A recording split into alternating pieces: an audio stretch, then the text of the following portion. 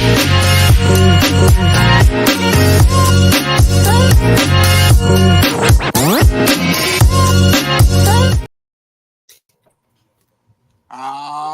yeah, baby. The collection plate runs over. Welcome to the Sunday Rise presented by the Sideline Junkies. And like always, a vanilla and 3 chocolate surprises. We are here to entertain you today. We are here. Myself, I'm the boss B.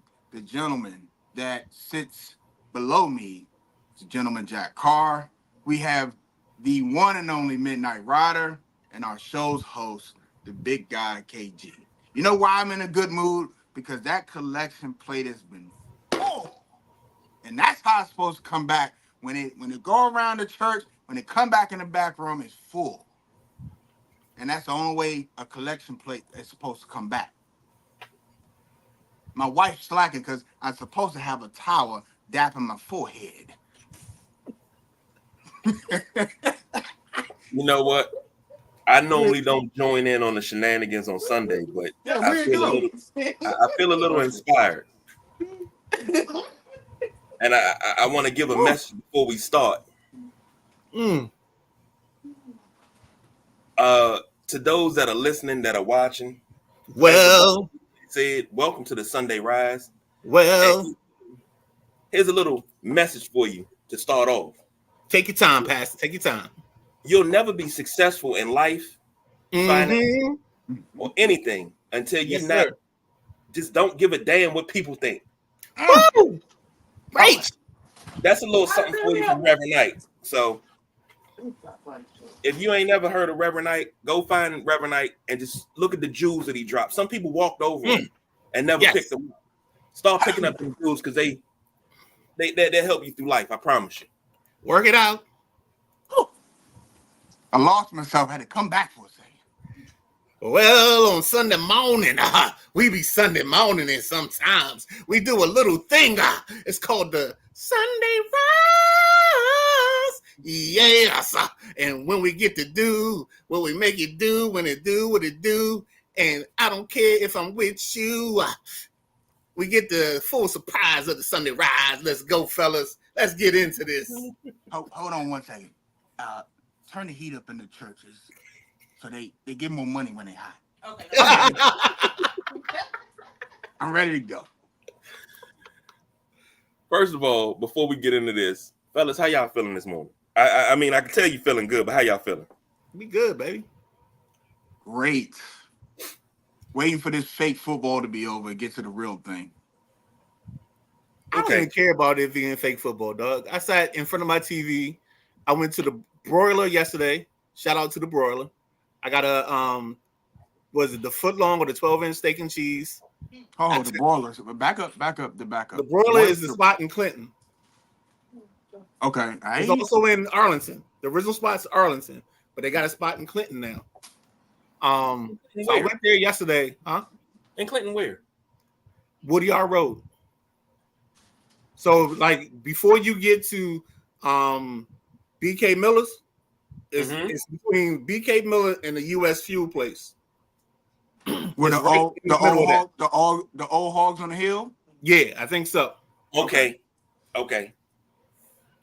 Right there. Jack, you on mute. You gotta unmute yourself so you can like participate in the show.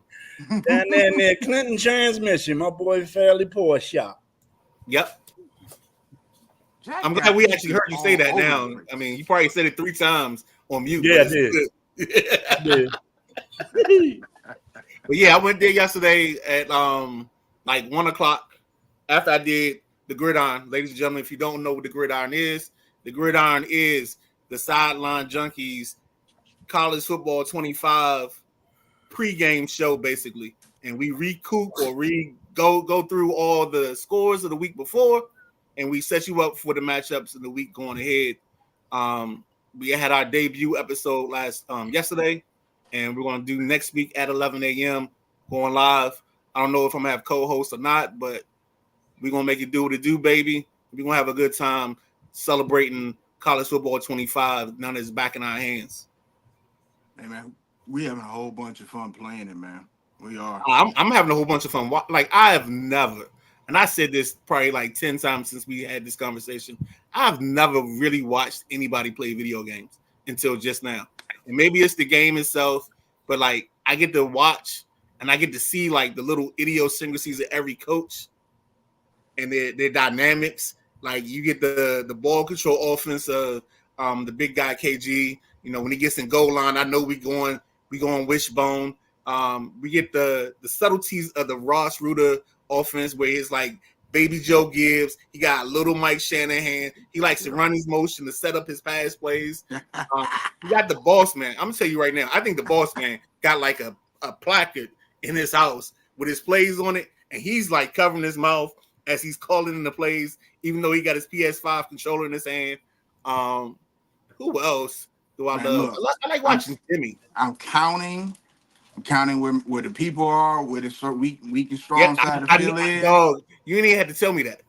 I see, like it's funny. Y'all impressed? Got you. Oh, it's no middle linebacker here. Let me audible out of this. I got you. You are the screen king. Yeah, and that's my weakness right now because I got to get out of that. But no, you don't. You can't do it on the road. You can't do it on the road against a top 25. Like if I go to Michigan, I can't do that. The lines are wiggling. I got you. I got you. Yeah, and then depending on how much they lose their composure, they don't know what route they're running. They running something else. I got you. You know, who else? Dario. I think I said it yesterday in the thing. Dario won't score until it's triple zeros on the clock. Like if Dario was playing his mama and he was up by 65, he gonna try to beat her by 72 or 71. So it don't matter with Dario. We had a conversation and it's one of them things where the computer just sometimes, if you're up, they get into this EA Sports mode where they just become unstoppable, and all of a sudden a 21 point lead is down to 3. Mm-hmm. So the consensus with everybody, it ain't just Dario. If you can score, I don't care what you're up by. Put the points on the board because you never know. You're gonna have a quarter where they score 24 points, and now this cushy lead where you sitting back talking to your wife, y'all planning y'all grocery list. Now all of a sudden you sitting up sweating, you know, and you lost. No, I totally get it. Who would I miss? Let me say this. Go ahead. I don't appreciate you giving away my inside the 5 secret. It's just what I see. I have the luck of being like unbiased in this whole thing, and when I watch y'all play, like I mean, if somebody watch you play, KG, I'm sorry, there's no trade secrets here. Like you watch 2 games, you know what you're doing. But I try to tell everybody because we had some concerns about streaming, guys worried about like plays getting stolen, people watching their play. But if you before streaming, you can go to the season stats and see what somebody like to do. If you go to Maryland right now, Hemby's my leading receiver. You zero in on that. You know what I'm saying? You can go, and of course, if you go to Michigan, you can see the run game is king. 1708, 22 touchdowns. Yeah, you see that. You be like, but you look at the passing and you're like, oh, okay. Yeah. So, okay, if I can, and the thing is, like I tell people, sometimes stopping somebody, like for a successful game stopping Michigan, I think he's averaging 213 a game. A successful game might be 150. Right. You know, 150 and 2 touchdowns and not 4 touchdowns. So you gotta play the game and like I think everybody knows how everybody plays. Yeah, I mean styles make fights, and that's what I love about it. And I actually love the fact that you guys have put, or you're gonna put in the play like next year that the users got to play like 2 games against other users. Even though I think the way the conference is set up, like you may not have to force that as much as you think. Like, I mean, the Big Ten got 45 teams in it. The SEC got 35. You know, so like the only person that you might have to worry about is some dude that plays the independent schedule, and he gonna get like people in the Big 12. He got to play Alabama. He got to play Maryland. So he already got. Oh, two. I forgot. Yeah, he got big yesterday. Yeah. Yeah, Here's the he thing. started barking yesterday, and Mr. 200. Now, yeah, here's the thing. I That's forgot just the about thing. that yesterday. Yeah. I wasn't barking yesterday. See, dogs bark. I'm a wolf. I eat dogs. Okay, Oh. Jerry West. Okay. So Okay, Jerry West. I have confidence that Maryland don't want to see me. I have confidence that Colorado don't want to see me. I have confidence that Alabama doesn't want to see me. So you 'Cause putting both boys on the schedule next year? Yes, because 2 out of the 3 already know if you do anything that causes me to lose this game, that's your ass, Mr. Postman. You are punished. No. They got Uncle Protection. They got Uncle Protection. They got Nope. Uncle Protection. They got Uncle Uncle fallback and rights. They got protection all around. I told Dario, I said, you're 20 years old. You beat me in this season in any way, shape, or form. I said, if we playing for the national championship, I better be up by 3 touchdowns in the fourth quarter, and then you got to work your way back. Because if you don't, I don't care what car is out there, my car, your mom car, your mama car, your grandmama's car, your nana's car, you can't drive their car. That's espionage. That's just downright rude. You hear it, You right? can't threaten the baby over a video game. Matter of If fact, you hold don't- on, if you ain't good, you ain't good. Wait. Hold on. Dario hold gonna on. have to come over here and play that game. No, he can't even do that because he can't get there. But let me tell you this: since we were talking about Reverend Ike earlier, you can't lose with the stuff that I use. Let's go. I'll Let's come go. pick Dario up, and he can play the PlayStation at my house, Nope. or Nope. I'll take him to BJ house. Nope. 20 years Nah, old. we ain't punches. having them under these suppressive times of South Korea. I'm getting a look right now. I mean, getting you the look. should. You should. All right, gentlemen. Let's Don't rise get up in- against him. We got to get into our first topic because I got about 30 minutes left on this thing, and we can get some. Cause we talking all about these people don't know what we talking about. I wish we had some video clips that we were talking about it, and I'm trying to figure that out if that's viable or not. But we gonna get there. It's just the beginning. So Yeah. Why? So Saturday mornings, 11 a.m. The Gridiron. Woo! Jeez, why is this grape juice like this? How long we had this? This is wine. Okay. Oh my goodness. Woo! A little tipsy there. Wiz talk. The question with the Wizards right now, after the Olympics, after Summer League, everybody says Sarr was a number 2 pick. He failed miserably in Summer League. He didn't show anything. He's a bust and this, that, and the other. Koulibaly, he only had 2 points per game in the Olympics, and he was the second least used on the French team. So everybody's doubting the Wizards right now. I wanted to throw this out there to you, gentlemen. Koulibaly and Sarr, are they going to be a combination, just off the preliminary stuff, to be something that pushes the Wizards up the hill? Is question number 1. We'll start with the boss, BJ, go to Jack, finish up with the Midnight Rider.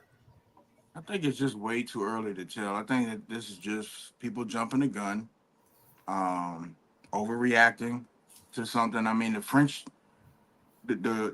team was loaded. They already have established superstars. So just kind of, I mean, if Jason Tatum doesn't play for the USA, I think Bilal Koulibaly can sit on the bench for France. So we talking about NBA world champion there. So I think that's just kind of jumping the gun on that. And as far as what is it, Sarr? What is the boy name? Yeah, sorry. I think it's just way too early. Got to give him a chance to develop. Yeah, would it have been nice for Summer League for him to eat it up? Yeah, of course, but they need time. Midnight Rider or Jack, it's on you.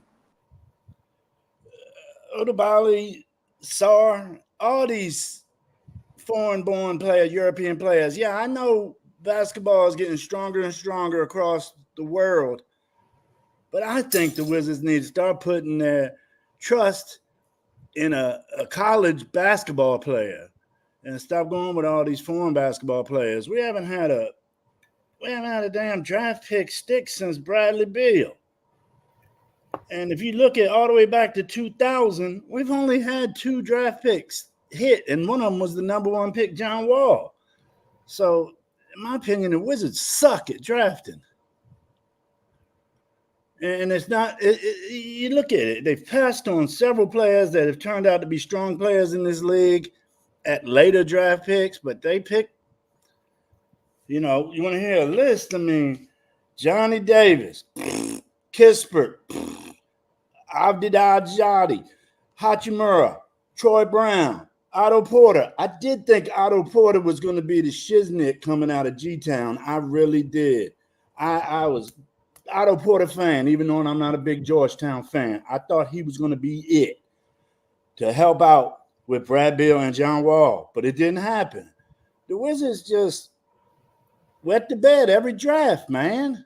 I don't know what they're doing. They need new people in their scouting department or something, because keep going overseas and drafting all these bums is not going to make your program any better.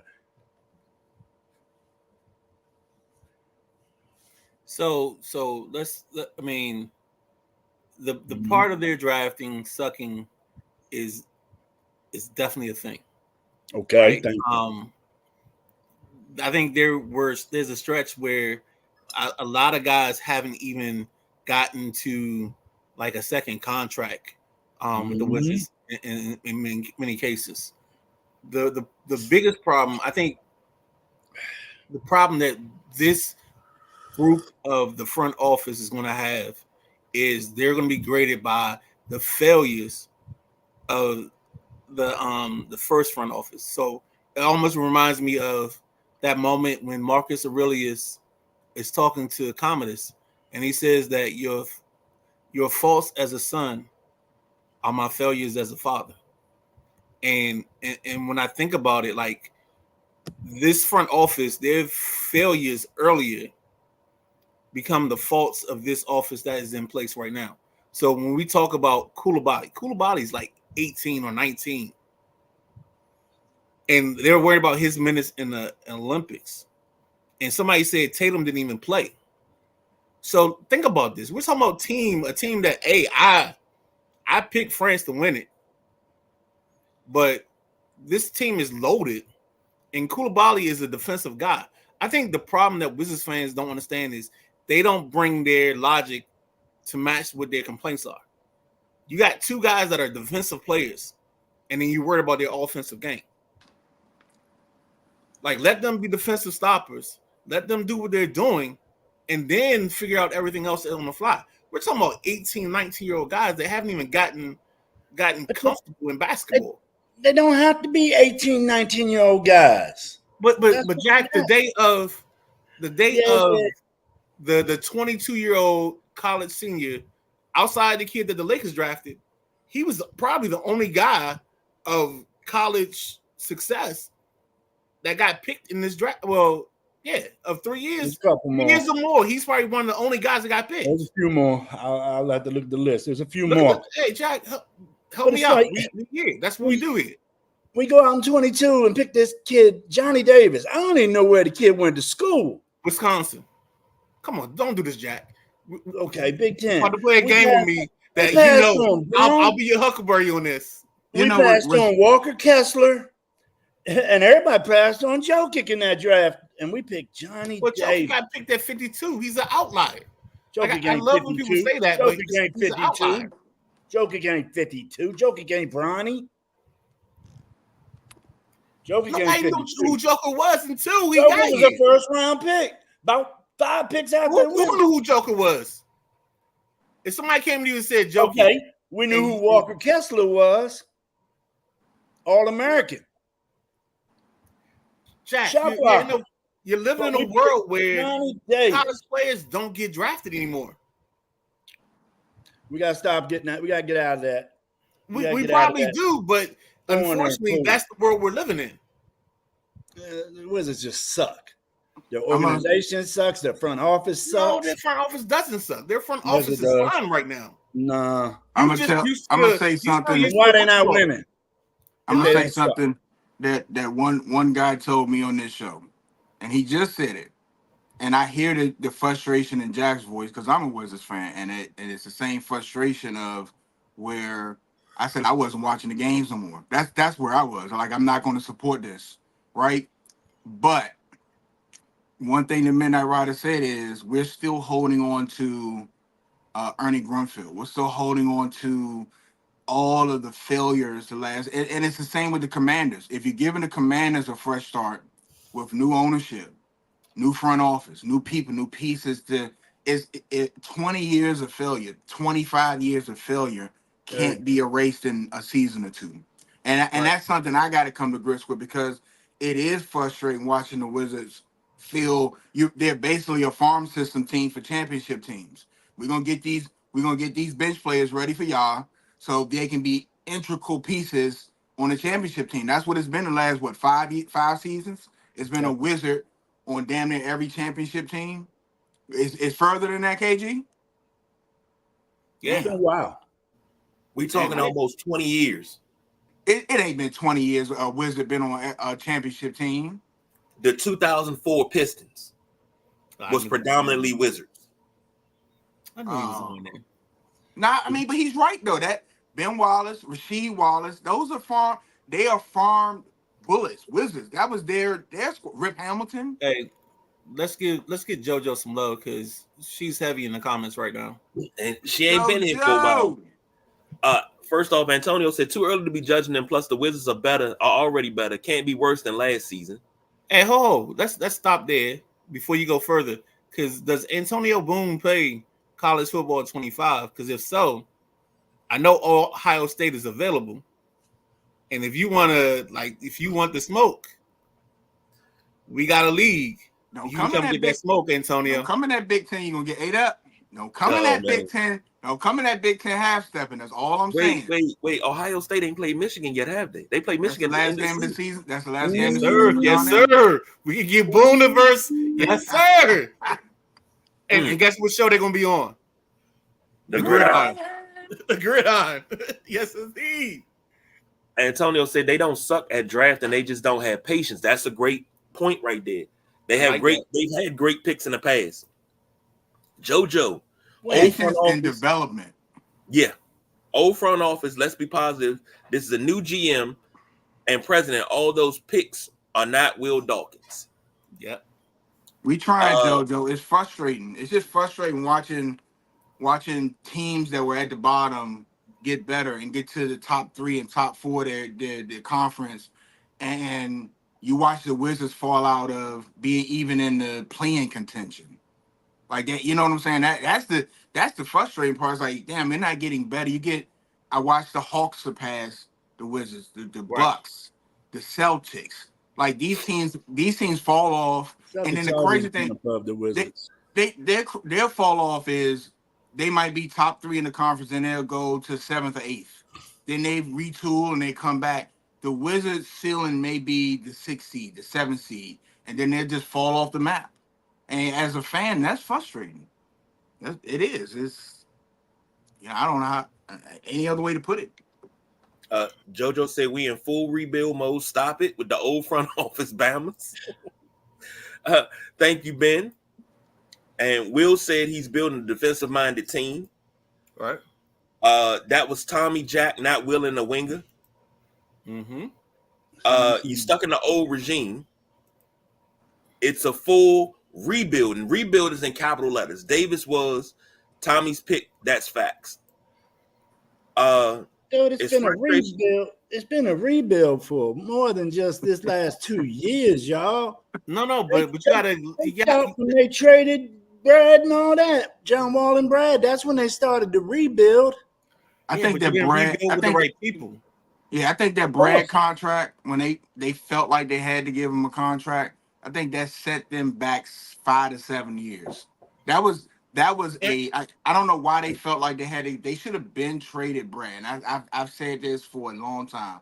I gotta give you guys credit for that. Like I didn't understand why Wizards fans were so anti-Brad, but you guys were like, this was like 2019, 2020 when I first started listening to you guys, and you guys were pumping like, get Bradley out of here, and I didn't understand it. because there was nothing around him to make the team work. And I think that- that's also a part of the Yes. bad front office. But the thing is, here's where it is. If it's nothing around you, and you're barely averaging 30 points, and you're shooting everything, you have the green light, and you're barely. And I ain't no NBA player. I ain't trying to shit on nobody, right? Brad is a great talent for a system he can be in. But if you're the number one guy on the team and you have unlimited shots, you should be putting up Carmelo Anthony numbers, James Harden numbers.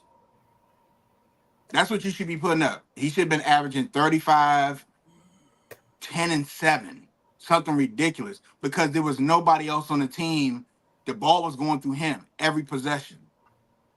So that's where you knew when you're watching those Bradley Beal years, when it was him, that's how you knew he wasn't the number one guy. I don't want to get on Bradley Beal, but that's what I was seeing. And that's why I'm like, if this is it. And then here's the other thing. When Russ came in, it became Russ's team immediately.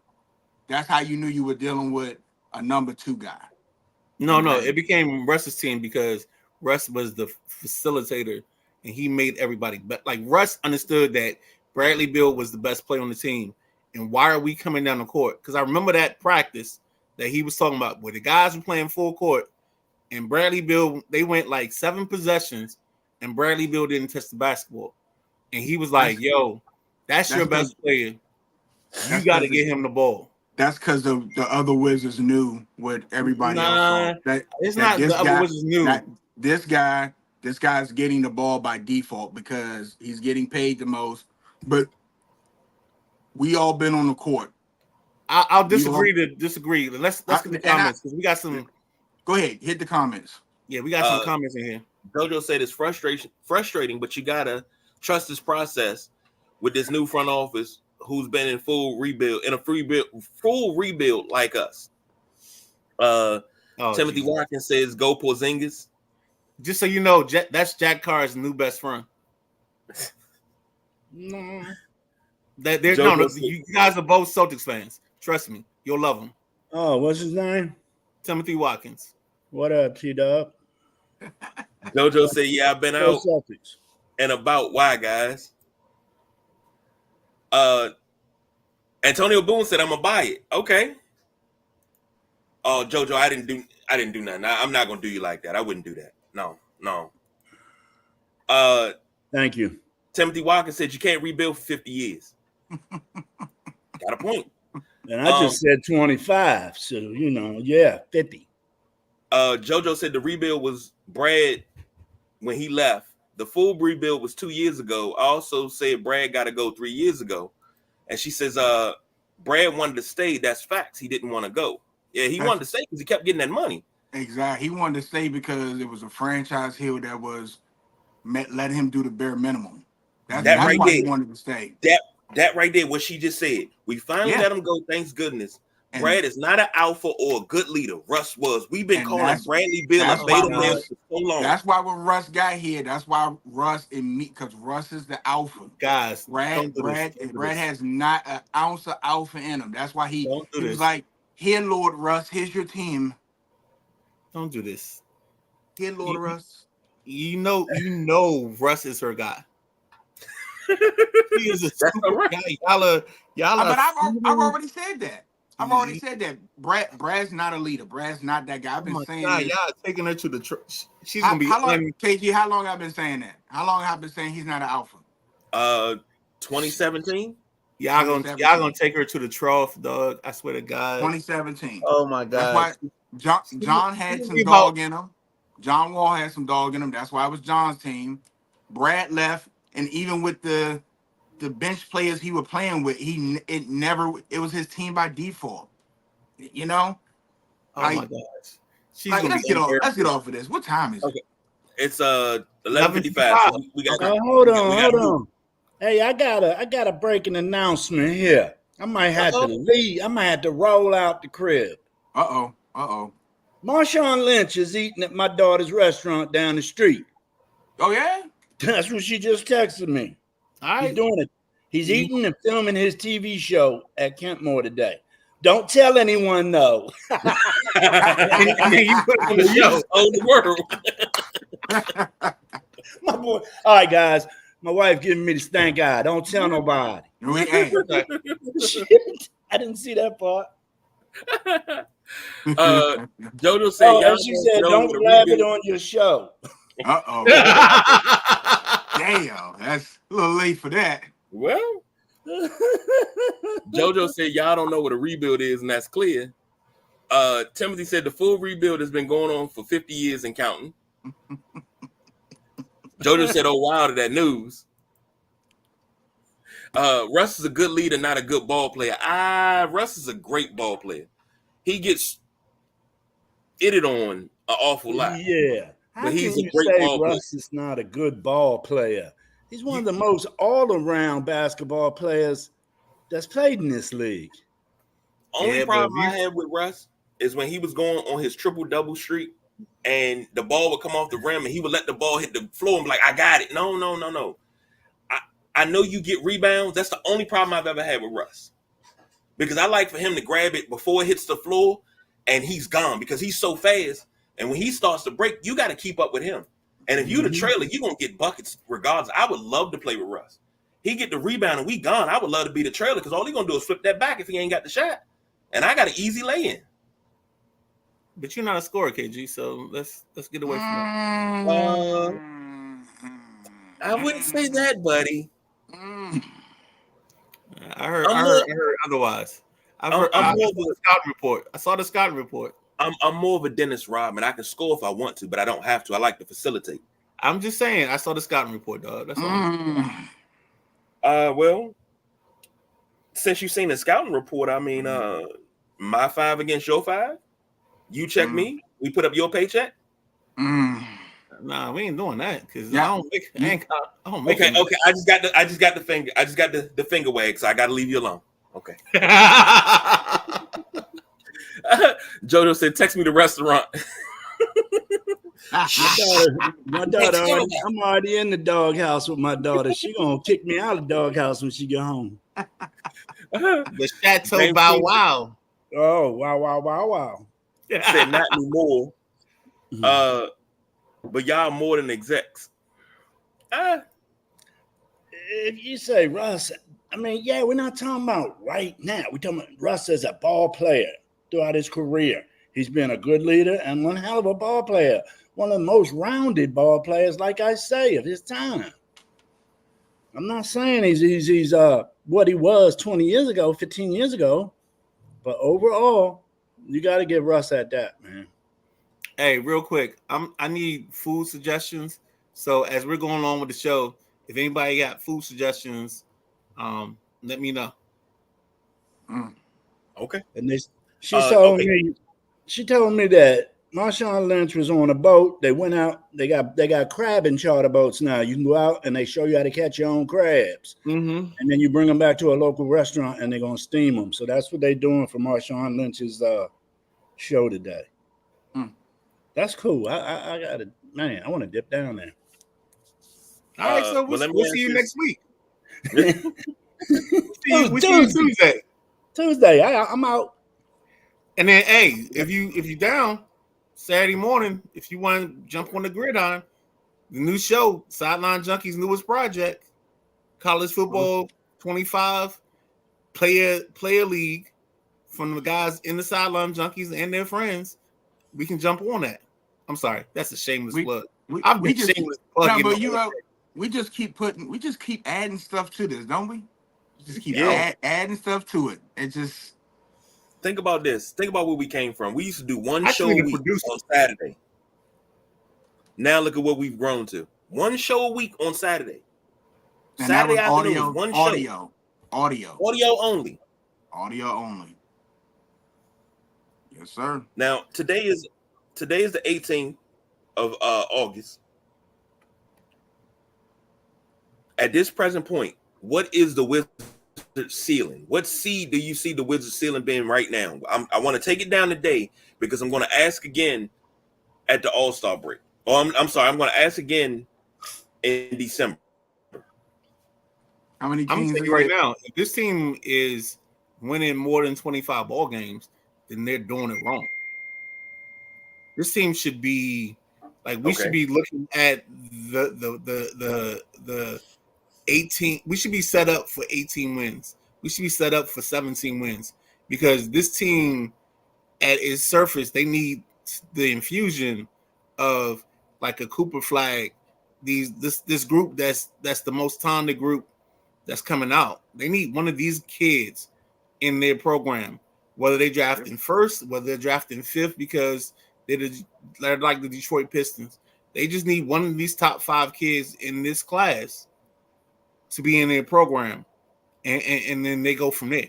Because I'm gonna tell you right now, I call Bilal Coulibaly the young fundamentals because I think that kid has all the bases of basketball. And so when I forgot who said that Americans don't play basketball the right way. Dennis Schroeder said it. I heard it because when I watch Bilal Coulibaly, I know he plays basketball the right way. And there's a difference when you play with American ball players. And most of the time when European players struggle, it's not because they don't have the talent. It's because they don't fit in to the American way of basketball. So that's what the Wizards are doing. They're trying to build a whole European team so everybody fits in. No, you got to think about it. The best players in the last 2 years have been European players. I agree. So but they don't play for the Wizards. Difference. Hold on. The difference is they're also emphasizing defense. And if you've lived in this area for whatever amount of time, you've heard everybody call the radio station complaining about this team not being defensive or defensive enough. So now we're getting to a point where we're doing that. We're being a defensive team. We're playing on the other side of the ball. It's not showing right now in the numbers, but hopefully it'll show in like 2-3 years. That's all. Don't agree with that. You don't have to. No, I don't. How many teams are in the Eastern Conference? Is it 12? How many teams? 16. 16. I mean, it's They should 15. It's 15. They should be 14th or 15th. That's where they should. Exactly. That's where they should fall at because, like the Midnight Rider said, this is still a rebuild. These guys, Coulibaly and Sarr, you want to see progress. You want to see them hit the court and do certain things and hit certain benchmarks. But in order to continue to rebuild, you need probably one more draft of somebody that possibly fits in between these two guys, or somebody that is on the top of these guys. Like if you get Cooper Flag, he's automatically number one, then Sarr and Coulibaly, right? Or depending on how Sarr develops, you put somebody behind him and then Coulibaly. It just depends. But you're trying to make this unit your future, and you need one more piece, at least one more piece, or 2 more pieces in a really good draft. If you trade some draft picks and you can hit that home run in the next year's draft. So I don't expect them to do any. If they make the play-in, I'm mad. Right. Because that's not what it has to be. I'll say it this way. I think this team, their biggest problem is their failures before. So like fans now just see them for their failures. So you're not giving them the time and the luxury to get them to be better. And there's some great comments. So let's hit these comments real quick, if you don't mind, KG. All right. Tim says we can talk about the Bullets rebuild again in 5 years, and then ceiling is the floor. JoJo said, "Oh wow, y'all have come a long way." Yeah, we I mean, yeah. You found this. We told you the story of where we started at. Long way. Less than 16 games. I agree with that. Ben and I logged in. Jack and BJ, I need y'all to listen to us. Nah. Tim says Dart will be a Celtic in 2 years. Alex Saul will not be there in 3 years. James says Gilbert Arenas said the NBA has changed the rules because European players don't play D. Mm-hmm. And Tim says it's been 50 years of failure. I don't think it's been 50 years of failure. It's close to I it, mean, dog. It has. It's 30 plus. Dog, They I had some wrote an bright- article for I don't know if you guys remember this, but 1067 like had a spot for like somebody to be their correspondent, and I really wrote an article and I detailed like the Wizards the last at that point it was 44 years of just failure. Failure. I mean, think about it. I grew up and like the best player that I could imitate from my home team was Jeff Malone. That's not inspiring nothing. You know, Nah. like I'm going to the basketball court and Why did you do and that? I'm- Why did you do that? Why did you do that? what? Why did you do that? Look above you. Okay. No, I'm just saying, dog. Like, you know, there's one like if you go to the basketball court in the 80s and you were of DC descent, you know what you was doing. You was doing the Jeff Malone fall away, counting down 5, 4, 3, 2, 1, shot, and you falling out of bounds, right? But that's all you had. Yeah. Yeah. They go You didn't before have that. anything else. You didn't With, have, and that's a story, or maybe a show to be named later. But you didn't have any great players to represent you or make you feel like you know it's a thing. I mean, we're not doing was it Dennis Roundfield or John Williams hot plate. We're not doing the days of Tom Gugliotta. We're not reliving Calbert Cheaney, even though that's where I got my turnaround jump shot from. That was nice. But I mean, you got to go all it's the way just like, back. It's like a list of failures. Like again, we're going back to the thing.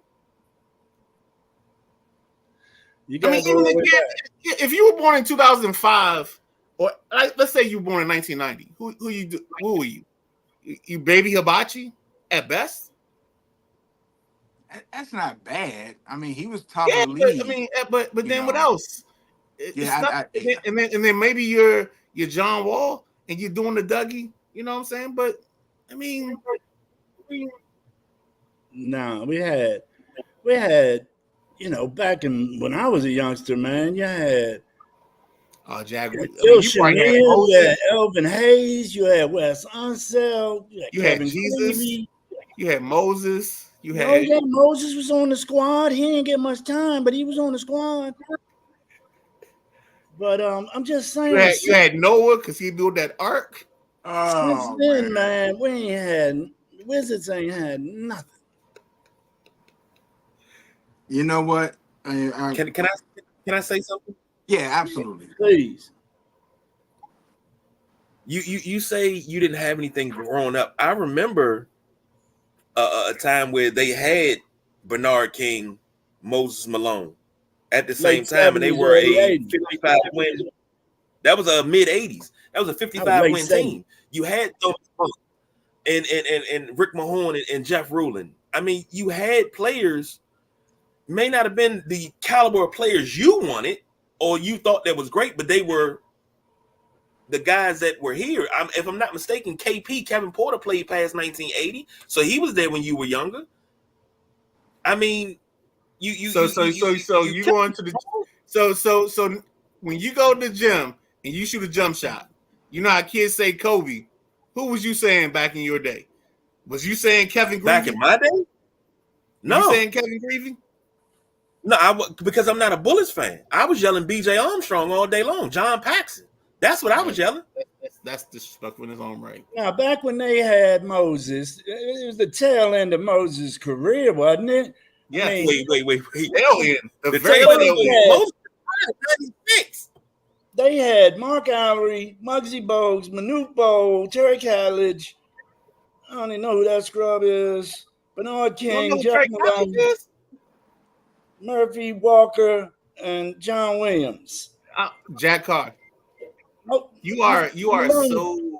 you are being so Timothy. You're living in the Tim Watkins playhouse right now with this what you just did. But it's gonna be great. I'm y'all just follow the comments and They haven't had a decent squad since the 70s. Yeah, you're right. So y'all can't say when Moses came in they was sharp. They still had scrubs. Yo, Moses was at the end of his loop. the comments will set you free. Sound like the Redskins, picking up all Bruce Smith, Deion Sanders, all them people at the end of their rope. That don't. I don't know. I don't know what they need to do. They need some people. JoJo said we made the playoffs with Gill and then Wall. That's not rebuilding.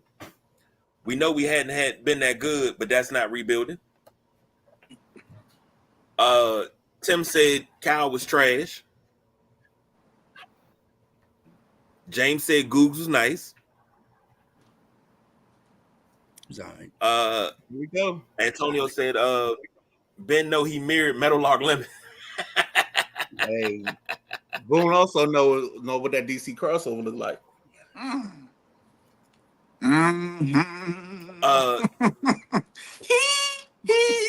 Bernard King was the best bullet ever. Y'all didn't give him that. That was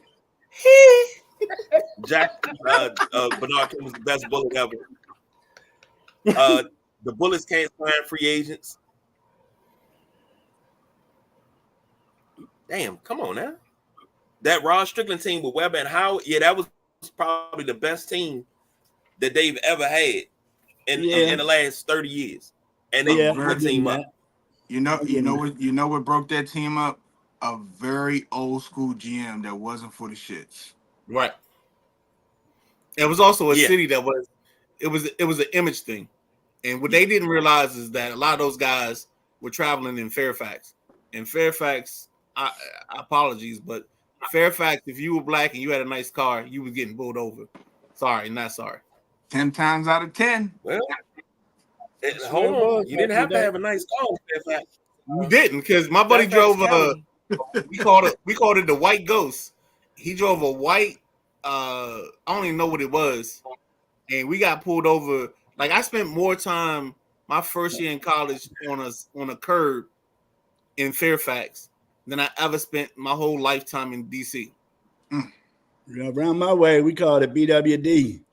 Yep. Black Wall Driving. Yep. Get you pulled over every time. Sorry, it's the truth. Yeah, it is. It is. Been in many cars like that. They pulled over because the black guys was driving or whatever. We in the Beamer. I got to tiptoe out of here. Before I tiptoe out of here, here's a couple of things that you've had really mediocre. I'm not gonna say Abe was a owner that was okay with getting that revenue from the league. He wasn't really interested in winning. I think that he lucked up with Wes putting that team together with Weber, Howard, Strickland, Chaney, and then Ernie striking goal. Ernie made some hell of a trades in getting Antoine Jameson over, getting Karan Butler. So you know, even the sun shines on the dog's ass sometimes, and that's where you get the late '90s Bullets with Weber, Howard. They were exciting to watch. Then you get the Gill team and Karan and Gill, and Gill was. We're not talking about best player Wizard. We talking about Gill at his heyday was a top 5 player in the league. No doubt. He was lighting it, he was lighting it up. But here's the other thing, going on to the next owner, Leon says he was interested in hockey. And that is why for a long time this Wizards team was just stagnant, because the other thing is, I don't know what it was, but I noticed early on nobody wanted to come to play with John Wall. Pin it? Because I like where you're going with it. So let's pin it for finish your thought, but let's pin it because I want to talk into that later. I never understood what it was nobody wanted to play with John. If John could have got another piece, a big man, this team would have went for a deep run. They just never had the best combination. He had was what was it, Gortat and what's the other boy name? Nene. Nene. And just so y'all know, shout out to Tim's wife, Angie Watkins. anytime you bring up the name Nene, she likes to remind you that he only has one ball.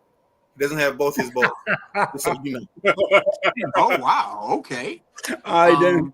I think if they had got Nene 5 years prior, Gortat 5 years prior, and that's I think that's something that the Wizards Bullets do. They get people on their tail end where they still got some use, but if you had just got them a couple seasons before, they would have been way more productive. But John never had. Bill was okay. I'm not gonna go on the Bill thing, but if they just got a legit big man, and I know he was recruiting Cousins for a while, and Cousins just never came. But it's so much. Like we could do a documentary, and this probably be 3 hours long, of talking about the failures and just what happened over the last. We do 10 years. We can do 20 years. But Hey, it's before you so go, much. let's give a shout out to Paul Peters because he's basically said nothing of circumstance or substance in his comments. But I love I'm the gonna fact that catch up. So yeah, hey, call me Hans, baby. Let's go.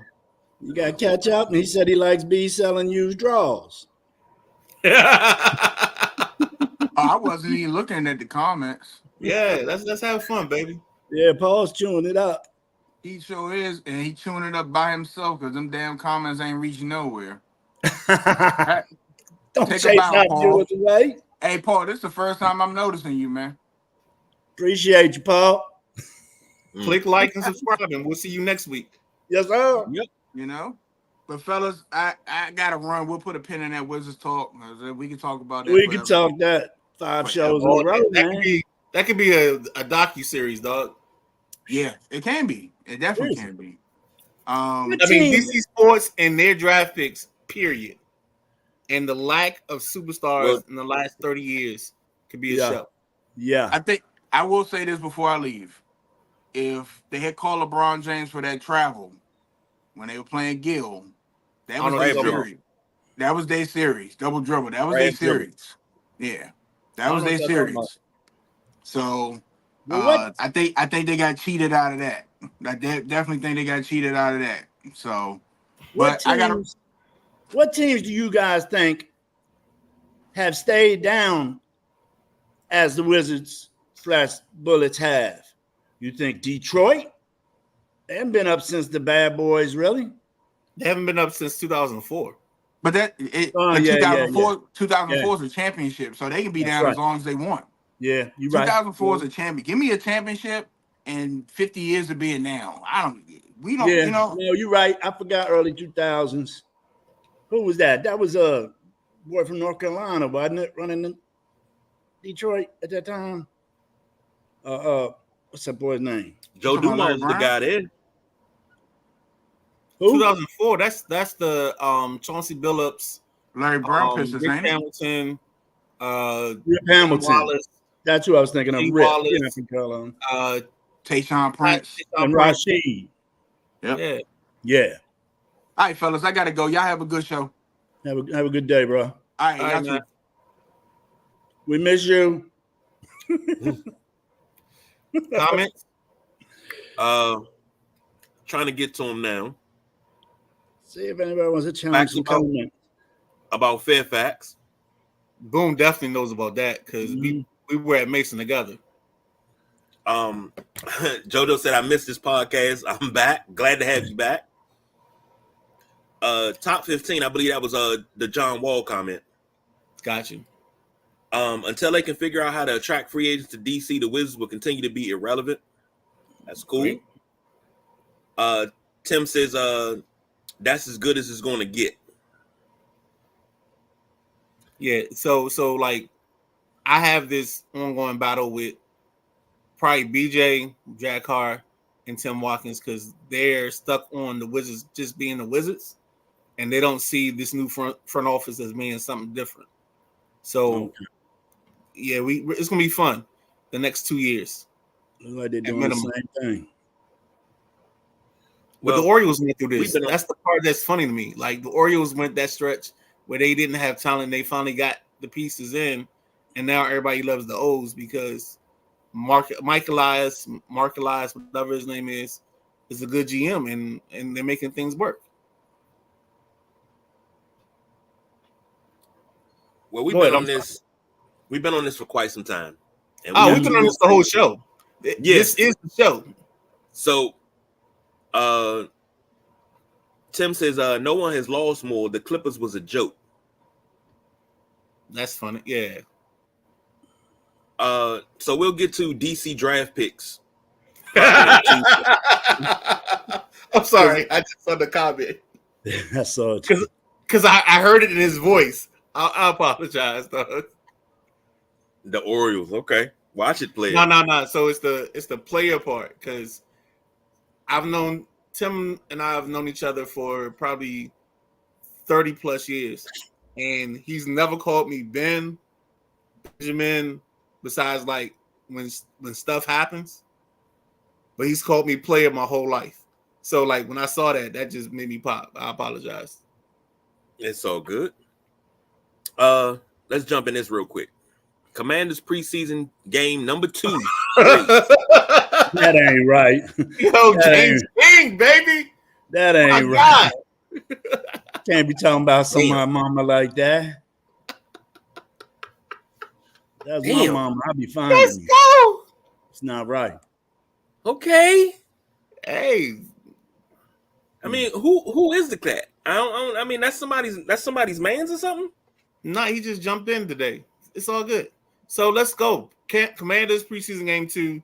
Grades, thoughts, ideas, whatever.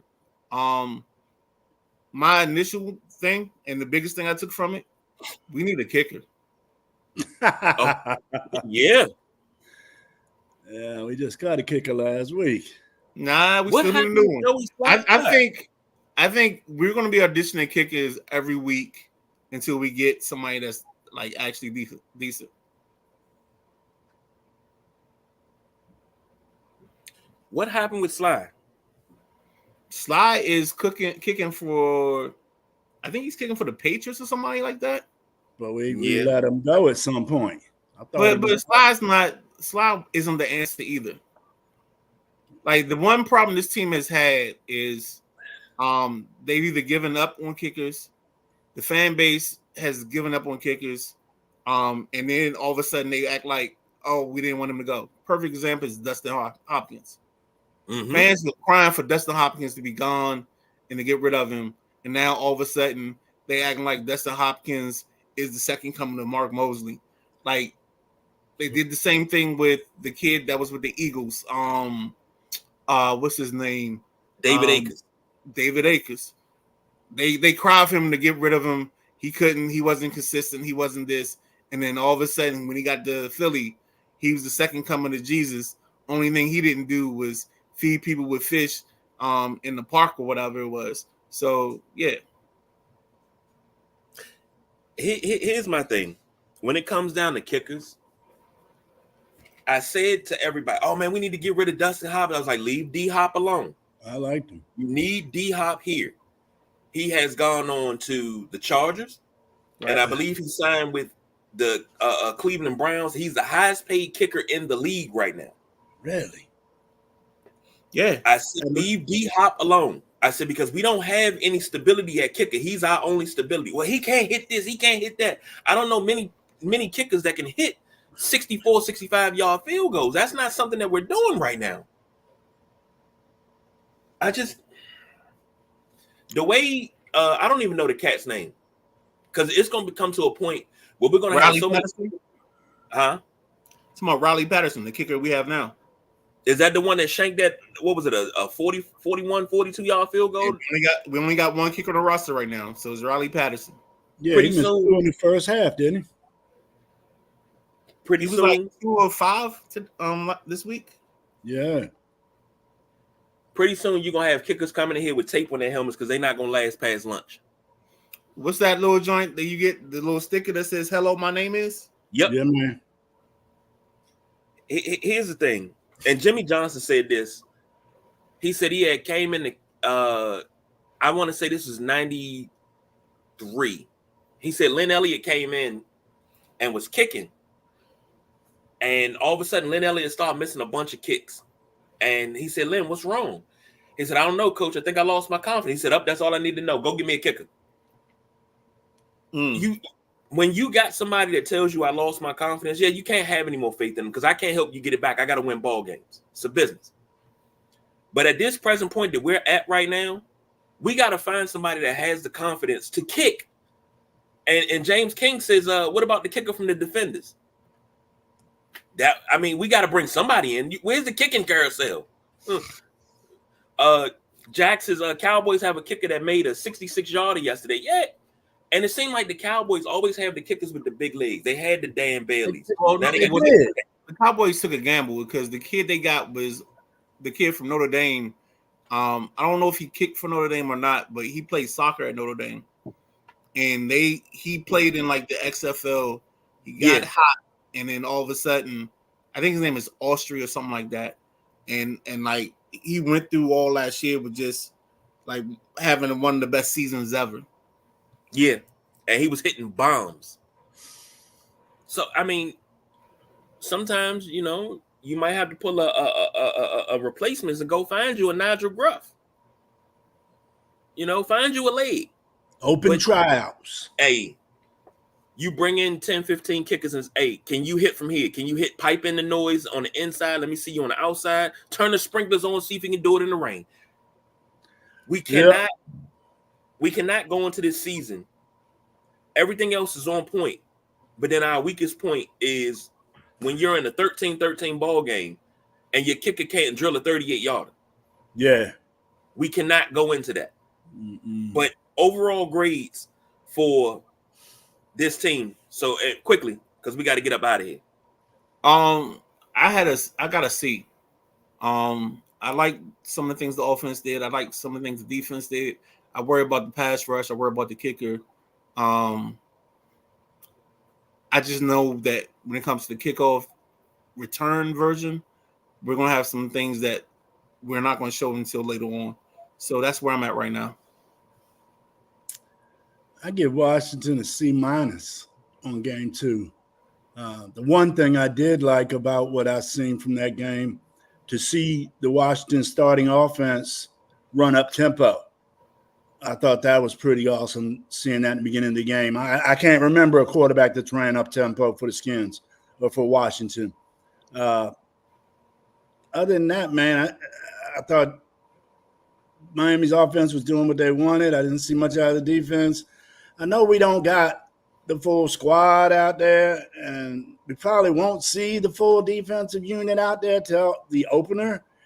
And, you just don't see all your players in the preseason anymore. The next game's going to be for evaluating for last cuts. Right. So it's going to be a lot of the youngins playing. I would have loved to have seen our offense go 2.5 quarters, starting offense, to see what we really are working with. Because what was it when they pulled Daniels out? 10-3? Something like that. Oh, yo, I'm with this last comment that James King made. Yeah. So I love Wally.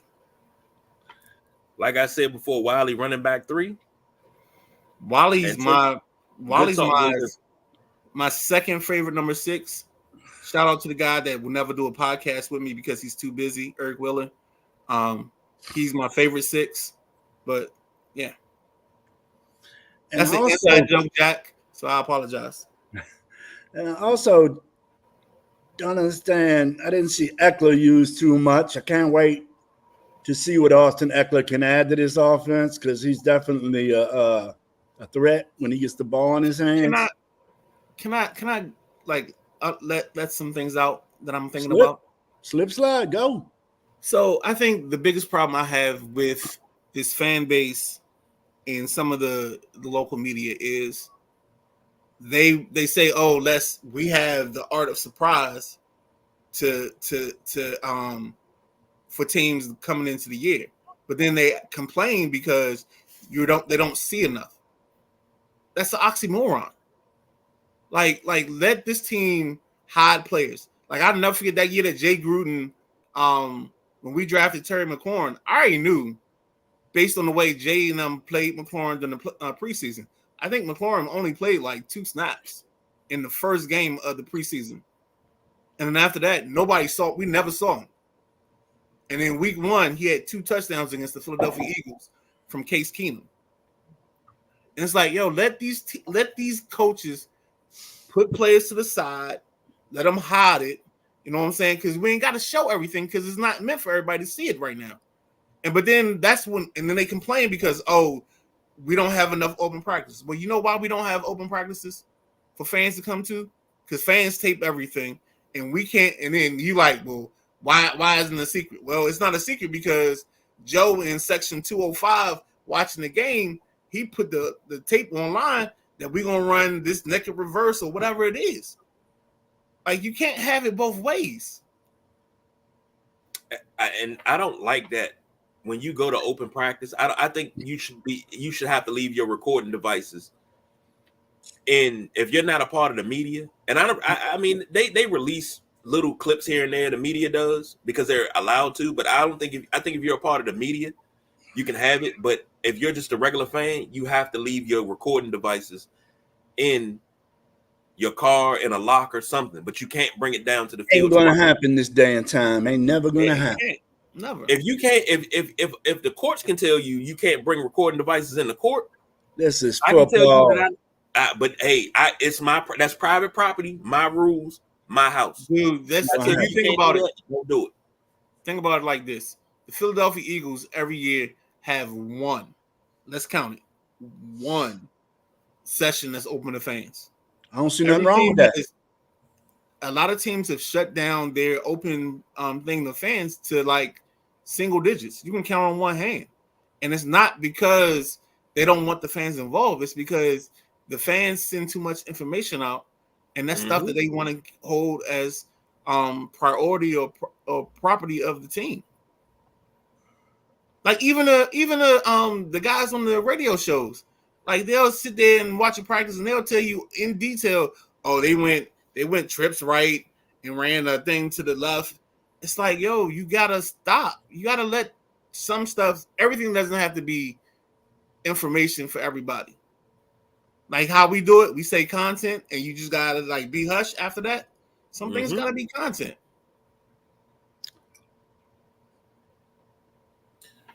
So I didn't give my grade, but my grade was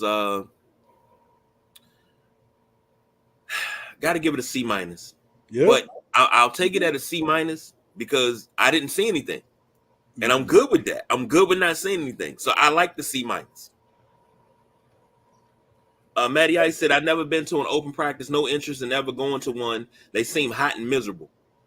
Certain days, yeah. I've been to, man, back in the day going down to Carlisle, though, it wasn't nothing like it. That's like not even, Jack, you about to start a whole different show, dog. Ain't nothing like today's camps, man. Back in the day, it was just a good time.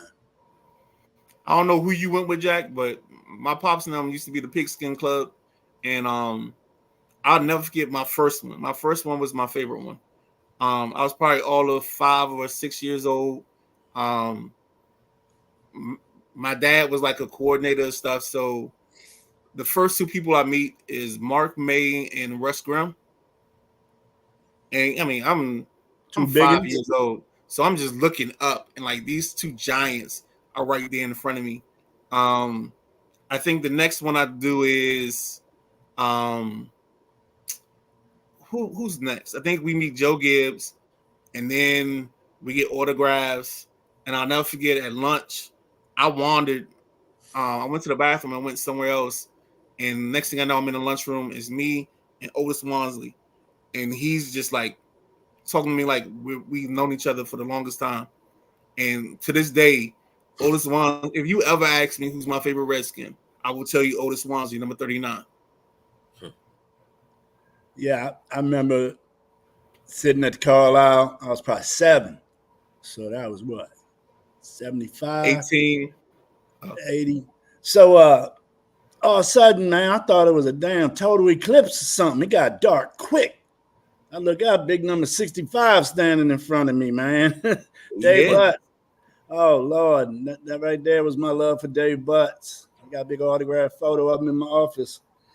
I don't know. It just the players were different then too. They wanted to interact with us. Nowadays, these mega billionaires want us as far away from them as possible. Getting autographs was the greatest thing about Carlisle, but I'm gonna get off of that because we got all day. We got 10 minutes. Mm-hmm. Let's get comments quickly, and get out. One more thing I was saying about the performance, the Washington game. You know, they came out, they hit what's the other? They hit Brown. They hit Brown on a couple nice outs, and then he hit Terry, and Terry turned and broke it for 30 or 25, 30 yards. You know, we have to get McLaurin into the offense in a major way this year. No more 2 passes, 3 He needs to catch 7 to 10 passes a game for the Redskins offense to be a threat. Feel you. So, you know, it looked like Daniels is liking that. And then he's got the boy Sennett at tight end. Yes. We got McCaffrey coming off the slot, maybe.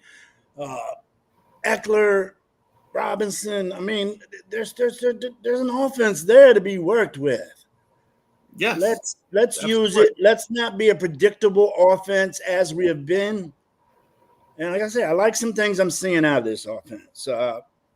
And Daniels is growing on me a little bit. I definitely did not want to select him with the number 2 pick, but he's growing on me a little bit. We'll have that conversation on Tuesday. Antonio Boone said, "What do you guys think about Caleb's play so far?" Unimpressed. What? I'm unimpressed. Then what are you doing? Because I've only seen 2 plays from him. So yeah. Okay. I've seen a couple series. Like dog. The scramble, like he showed you what he did at USC, and the only thing I still hold against him is just I don't know if he's going to be good enough in this league to be on time all the time, and I question that and I worry about that. So you like the bear paw? I didn't see the bear paw. Yeah, he does the bear paw. What I saw was a guy rolling to his left, flip his hips, and throw a pass down the sideline for 40 yards or 35 yards, whatever it was. I saw a guy scrambling, get in the end zone. I saw a guy scramble and throw a pass to Roma Donzier, and if Donzier just kept his feet in bounds, it's probably one of the best throws in the preseason. But we can't talk about it because it's not an actual completion because his feet were up. Donzier is going to be nice, man. Watch. I don't care who's throwing him the damn ball. Donzier is going to be nice. Oh, yeah. I mean, him and Neighbors going to be the 2 best rookie wide receivers, I believe. Yeah, and the only problem with Neighbors is he got Daniel Jones, so he'll only shine twice a year, and that's against the Commanders. I know. Now you can always get the backup quarterback, my cousin Vinny or whatever his name is. I like that. That's the only way I can describe that cat, man. What was his name? Go ahead, let's do this. Who's the backup quarterback? What was the guy's name? DeVito, Tommy DeVito. DeVito. Oh. Yeah. Oh, okay. Jack said, why would you want to go see practice? We're talking about practice. Say it again, Jack. Man, practice. That's going to be the best pick the Commanders ever made, choosing Daniels at number 2. I like it. Matty Ice said, from the outside view, the Commanders offense has some skill to put up points. Question, will their D give up less? Because that is where there seems to be some question marks. Totally agree. If we can get that linebacker core healthy and where we want it, and then let Payne and Allen try to handle some things up front, that defense should be fine. I mean, on paper, that defense looks solid. But it's been like that several years in the past where the defense looks the best, and it's not. What did we just say about the Wizards? Don't judge this team on the past team's transgressions. Shit. Same thing you got to do here. You gotta let this team be this. Like, we gotta let it be. No, I mean, I totally agree, and I understand exactly. Let it be. Mm-hmm. Let it be. Jack singing. But yeah, you know, my backup singer was a little late though. Stupid, man. Evan KG does all the singing. I figured I'd dime in a little beat. Knock it out, baby. Dime in a little beat. Yo, I'm about to order this ribs combo from D City Smokehouse. Shout out to D City Smokehouse. Woo! I'm getting some spice fries. That's one of my meals today. Shout out to JP Finley for his talk about the bet where if you do unders in preseason football. I hit a parlay last night on the unders for the late games. How many Like did you take? after 5, huh? How many unders did you take?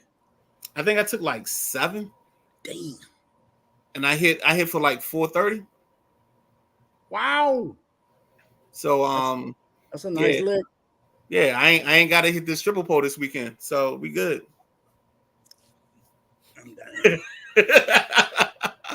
No good here.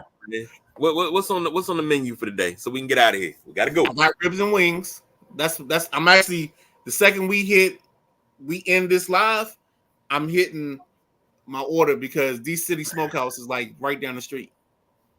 Well, you know, you hit ribs anyway, and I forgot to mention this on last week's show when I got back in town from South Carolina.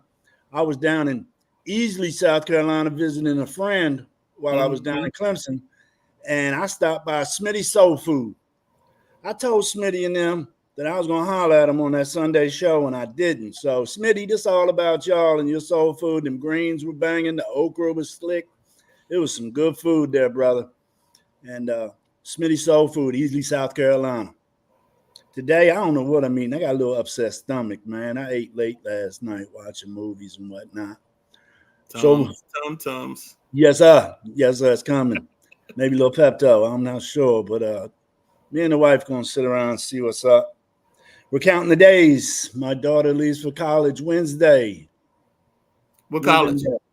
Stevenson University. Okay. Western Maryland.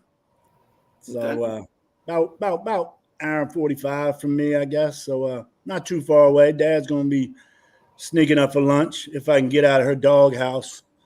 Been in the doghouse with her for 2 days, man. It's hard to slip it. And I ain't even doing nothing. Yeah. You want to close us out with comments after you say what you eating? Well, my wife's gonna do a whole chicken, vegetables, probably some broccoli, rice, gravy. Might do a can of biscuits with it. Don't know, but I don't know about the bread part. But we know we're doing chicken, so. So if I bring the container that I had the jambalaya in, can I take it back with some chicken and some vegetables? We're gonna have to cook 2 chickens then. How far are you two from each other? Maybe Wow. 10 minutes. Yeah. 10 to 10 minutes. So you in Southeast as well, KG? No, I'm in Maryland. I'm across the line, but I'm right at the line, but I'm across. Like literally, Jack. If I hit Suitland Parkway and take what is that Silver Hill Road, I'm to KG and the funny part is KG is literally like 5 minutes or less than 5 minutes from my buddy's sister.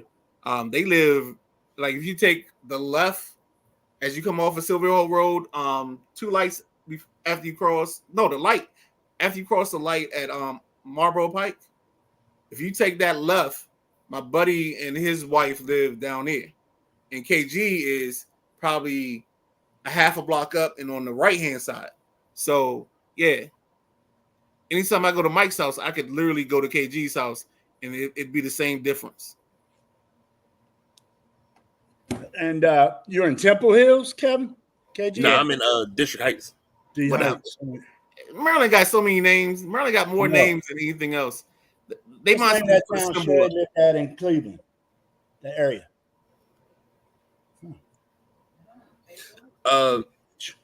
Tim says I like the 2022 offense. Matty Ice said we're camping off Lake Erie, so tonight's campfire, cooked burgers, and my wife's homemade potato salad. That sounds good. Yeah, we used to have family up there off Lake Erie. They had one of the biggest houses on Lake Erie in the United States. It was Simon. And we used to get down up there. Bay Village was the name of the area they lived at. So maybe Matt knows where Bay Village is in Cleveland. Outside Cleveland. Yeah, it was a fat pad. My sister-in-law, same one that lives in South Carolina. Mm. She moved from Cleveland back down to South Carolina, where she graduated Clemson back in 96, something like that, 90s. And Tim Walker said don't want to see that as far as the Midnight Rider being on a stripper pole. And Matty Ice said 30 minutes from me. So Yeah. Matty Ice 30 minutes out. Yeah, I know where that's at. I know where Shaker Heights is. My nephew played football against Shaker Heights one time. He played for Solon High School. My nephew did. Yeah, we got around Cleveland quite a bit in 10 years or so. My sister-in-law lived up there. Cold up there. I did not like Thanksgiving in Cleveland. Said Route 6 and lots of nice homes there. Oh, yes, sir. Yep. Let's get out, fellas. All right. We'll be back on Tuesday. So for the boss BJ who had to jump, for the gentleman Jack Carr, the Midnight Rider, I'm the big guy KG. We will be. I think we might start posting those links for the games. We might post those digitally. If you're interested, email us sidelinejunkies247@gmail.com. You want to join? Let us know. You can watch them on YouTube. I've been watching them. I didn't even know that, they were all being posted. So everybody can just go to YouTube and look up Junkies, Sideline Junkies, and you can watch those college 25 football games, man. It's pretty fun. Yeah, you'll see the ball control of Notre Dame. So I had to revamp the offense after a loss. So we don't do no overtime, y'all. We are out of here.